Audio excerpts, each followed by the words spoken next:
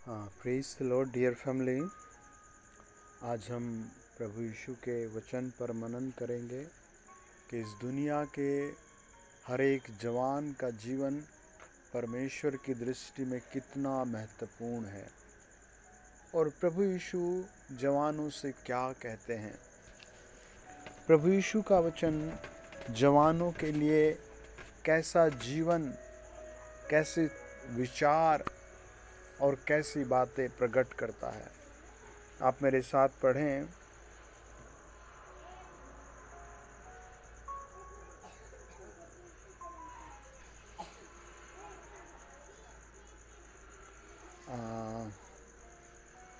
विलाप गीत 5 अध्याय 14 वचन लिखा है, अब फाटक पर पुरनियों ने या फाटक पर पुरनिये नहीं बैठते, नए जवानों का गीत सुनाई पड़ता है।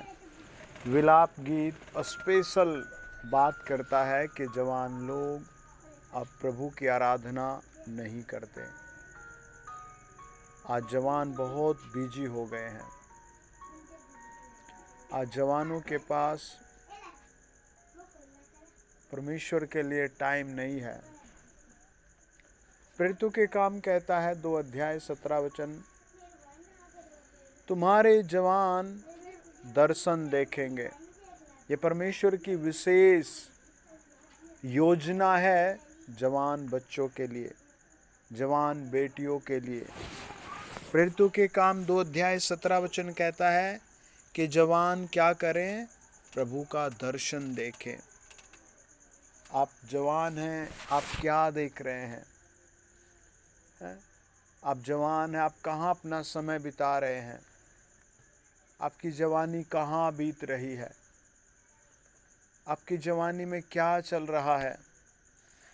आजकल जवान खालीपन कहते हैं कि मैं अंदर से खाली हूँ, मैं अकेलापन महसूस कर रहा हूँ।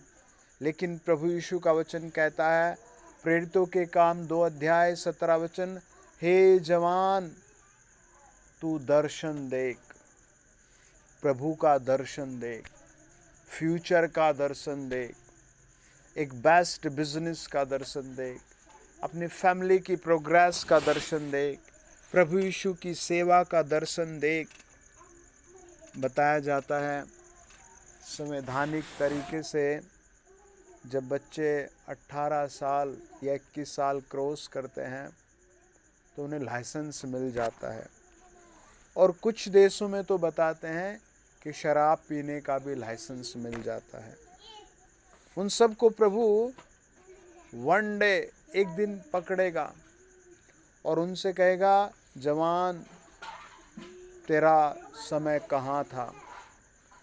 आज प्रभु आपसे कहता है लूका 7 अध्याय 14 वचन के अनुसार, हे जवान मैं तुझसे कहता हूँ उठ।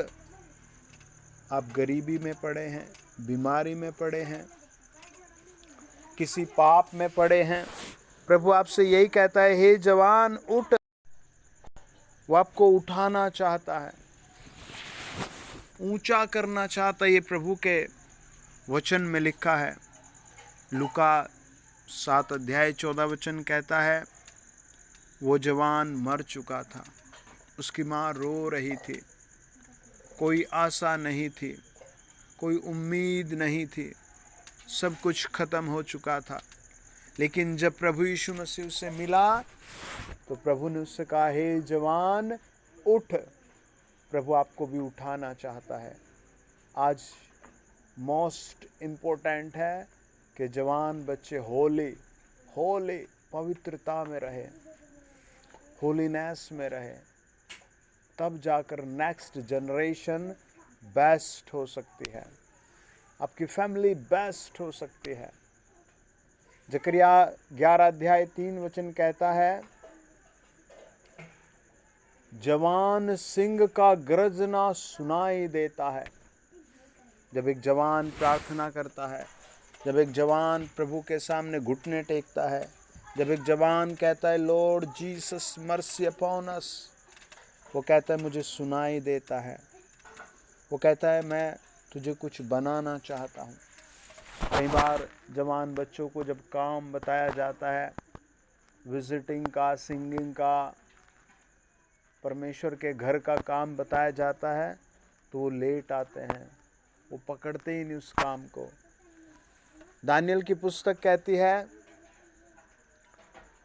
समुपदेश की पुस्तक कहती है 11 अध्याय 9 वचन, हे जवान अपनी जवानी में आनंद कर जा, आजाद है तू, आनंद कर, अपनी जवानी के दिनों में मगन रहे, खुश रहे, अपनी मनमानी कर और अपनी आंखों की दृष्टि के अनुसार चल, जो तुझे ठीक लग रहा है तू कर। परमेश्वर ने भी आज़ादी दे दी, प्रभु यीशु ने आज़ादी दे दी है। लेकिन लास्ट में लिखा है, परंतु यह जान रख कि इन सब बातों के विषय में परमेश्वर तेरा न्याय करेगा। आज कितने जवान हैं जो अपने माता पिता का बिल्कुल भी ख्याल नहीं रखते, रिस्पेक्ट नहीं करते, मिलना पसंद नहीं करते। आज कितने जवान हैं जो अपने बुजुर्गों को हैं, अगर अपने बुजुर्गों को रिस्पेक्ट कर रहे हैं तो पड़ोस की बूढ़ी माँ, बूढ़े जवान को या गरीब को या कमज़ोर को है शराब पीकर बुरी बुरी चीज़ों में फंस करके कुछ भी बोल रहे हैं। आप किस तरह के जवान हैं? अपनी डायरी में लिखें, मैं कैसा जवान हूँ। अपने कुछ 10 अच्छे गुणों को लिखें, और अगर उनके बीच आपके कुछ अवगुण आते हैं तो उसे आप साइड में लिखें और जांचें खुद को कि आप कैसे जवान हैं। आप चेक करें आपकी जवानी एवरी डे कहाँ बीत रही है, आपके जवानी का एक एक दिन कहाँ बीत रहा है।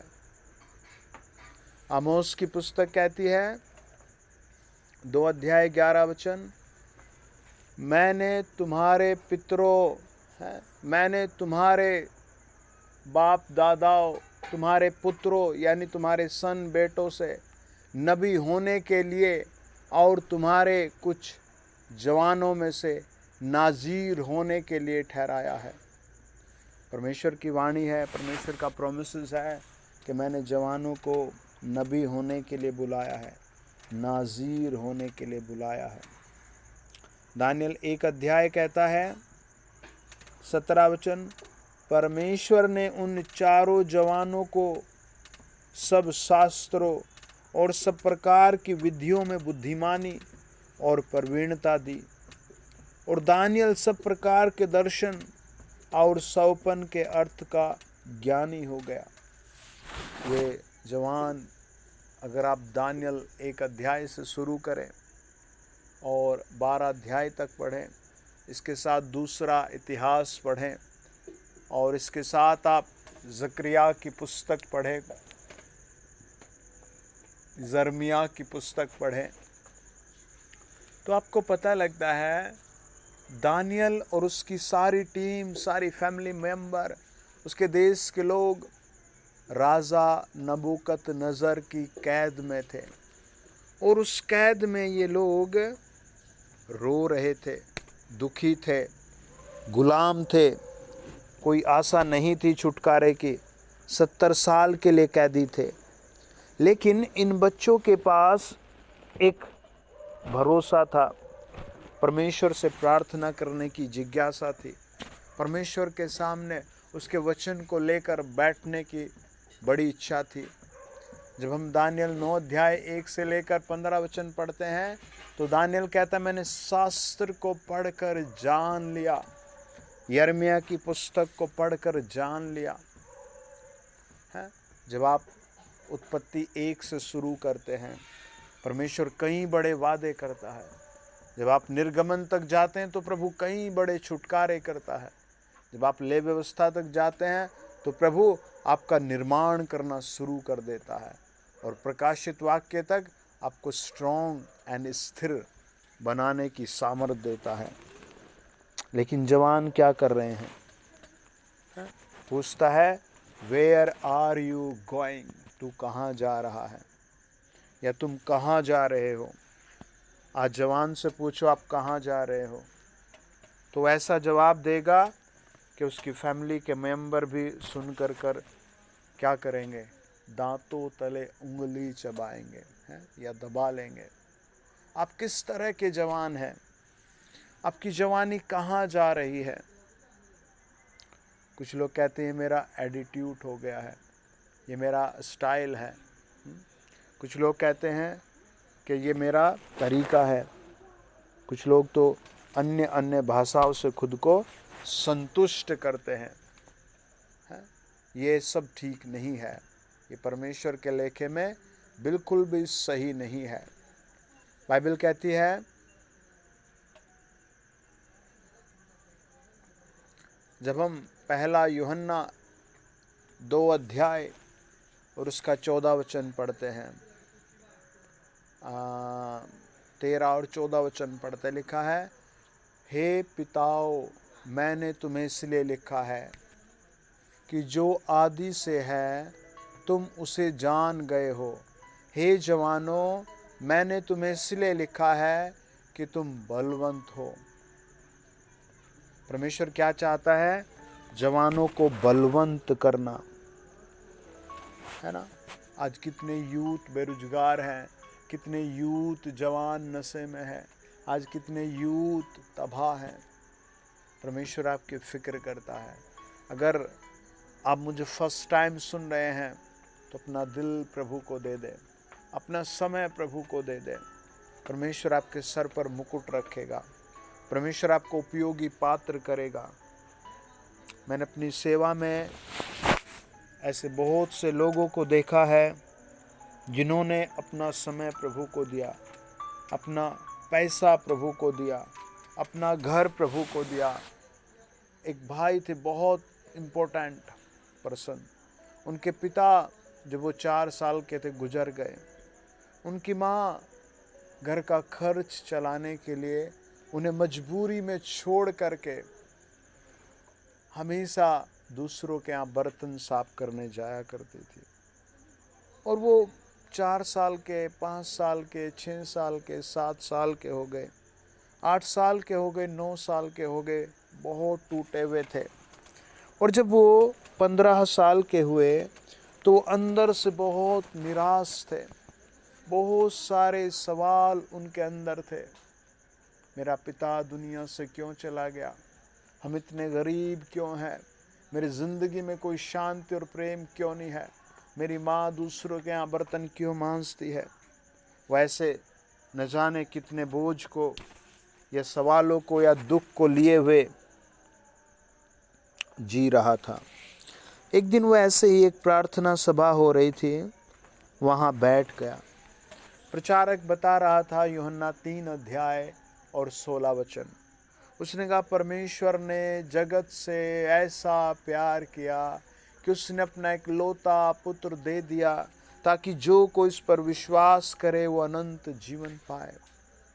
और प्रचारक इसी वर्ष को बार बार रिपीट कर रहा था। उस लड़के ने लास्ट में कहा, क्या मैं प्रभु का प्यार पा सकता हूँ? मेरा जीवन बहुत खाली है। I have no money, I have no house, I have no my father, how can I get love of God Jesus Christ. प्रचारक उसकी तरफ देखकर हैरान हो गया। मीटिंग में 200 मेंबर्स अटेंड हैं, आए हैं, प्रेजेंट हैं, लेकिन एक लड़का अलग सवाल कर रहा है। वो उसे एक कमरे में लेकर गया, उसके सर पर हाथ रखा, उसके लिए बहुत देर तक प्रार्थना की और उससे कहा, विश्वास करना, प्रभु भरपूरी देगा। और उस लड़के ने बहुत आशीषें पाई, बहुत बड़ा घर पाया, बहुत बेस्ट लाइफ पाई, अपनी माता के साथ रहा। जब आप प्रभु को अपना जीवन देना शुरू करते हैं, वो एक ही बात कहता था, मैं अपना जीवन प्रभु यीशु को देता हूँ। प्रभु मुझे अपने अनुसार चला, मुझे अपने वचन के अनुसार चला। तो परमेश्वर की रूह उसमें आ गई, परमेश्वर का प्लान उसमें आ गया। आज आपके लिए भी परमेश्वर समथिंग न्यू करेगा। आप जवान हैं, प्रभु यीशु मसीह के जवान है। श्रेष्ठ गीत कहता है 2 अध्याय 17 वचन, हे मेरे प्रेमी उस चिकारे ये जवान हिरण के समान बन है। परमेश्वर क्या कहता है? उस मजबूत हिरण के समान बन है। उस दौड़, उस रेस के लिए खड़ा हो जा जो प्रभु तुझसे कराना चाहता है। उस सामर्थ के लिए तैयार हो जा जो प्रभु तुझे देना चाहता है। आज जवानों का आप एक स्वभाव देखिए, बहुत गुस्सैल है। आप देखिए आज जवानों को अपना समय माता पिता के साथ ना बिता करके एकांत में फ़ोन पर बिताना चाहेंगे। आज आप जवानों को देखिए, किसी पराए अनजान लड़के या लड़की के साथ इंस्टाग्राम, फेसबुक, व्हाट्सएप और अनदर मैसेंजर पर रात बिताएंगे। आप उन्हें छुड़ा सकते हैं, है ना? परमेश्वर उन्हें छुड़ाना चाहता है। परमेश्वर आपको छुड़ाना चाहता है। परमेश्वर आपकी जवानी को उपयोग करना चाहता है। आप अपने जवानी कहाँ बिता रहे हैं, है ना? आपको नोट करना पड़ेगा, आपको सोचना पड़ेगा। वचन कहता है भजन संहिता 68 का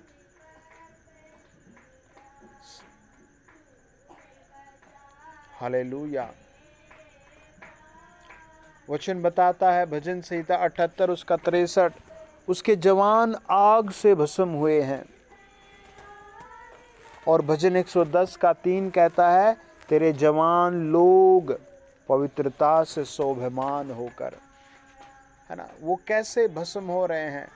वो विदाउट गॉड हैं, वो विदाउट वर्ड ऑफ गॉड हैं।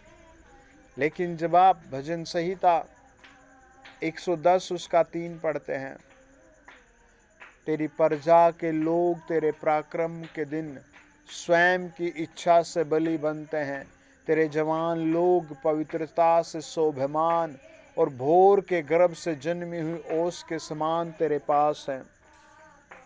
जो प्रभु के पास हैं वो शोभमान हैं, वो स्वच्छ हैं, वो पवित्र हैं, है ना? ये प्रभु की इच्छा है कि आप क्या हों, है ना? बाइबल कहते हैं नीति वचन 1 अध्याय 4 वचन, जवान को ज्ञान और विवेक मिलेगा यदि आप प्रभु के साथ रहते हैं। हालेलुया। आपको हमेशा हमेशा परमेश्वर के साथ समय बिताने का एक शुभ, एक बेस्ट, है ना? कहते हैं God time is best time. परमेश्वर आपकी संगति से प्रसन्न होता है।